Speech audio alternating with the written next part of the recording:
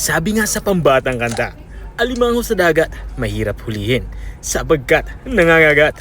Pero napakasarap kapag iyong natikman. Welcome sa Kusina at Biyahe.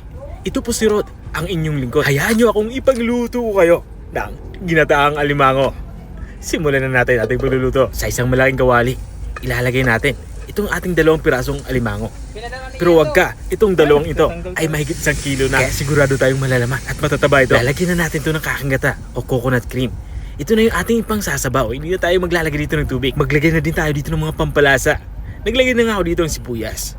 Susunod ko naman itong ating hiniwang bawang. At para naman may kaunting sipa ng anghang yung ating niluluto, maglalagay tayo dito ng sili.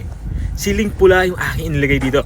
Naglagay na din ako dito ng pamintang durog. At para mas lalong malinamnam yung ating nilulutong ulam, maglagay tayo dito ng seasonings. Magic sarap yung aking inilagay dito. Pero pwede naman kayo gumamit dito ng Ajinomoto, walang problema yan. At this point ay tatakpan ko na ito. Pakuloy na natin ito ng mga 3 minuto hanggang 5 minuto. Mabilis lang naman maluto ang mga ganitong ulam. Kaya mga 5 to 10 minutes ay pwede na. Makalipas ng 5 minuto ay binuksan ko na nga ito. Dito naman ay titikman ko na kung pasok na sa akin panlasa ang lasa nito. At kung may i-adjust pa tayo, adjust na natin.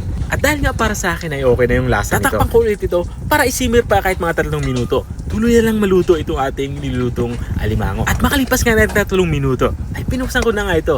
At dito ay halos magmantika na ito. At sigurado akong lutong-luto na nga itong ating ulam pananghalian. Nako, mapapakain na naman ako ng maraming kanin nito. Ito na nga yung ating ginataang alimango. Kung nakarating ka hanggang dito sa dulo ng aking video, maraming salamat sa panonood. At kung nagustuhan mo naman yung bago nating recipe ibinahagi, baka pwede mo naman to i-share. O siya, hanggang dito na lang ako.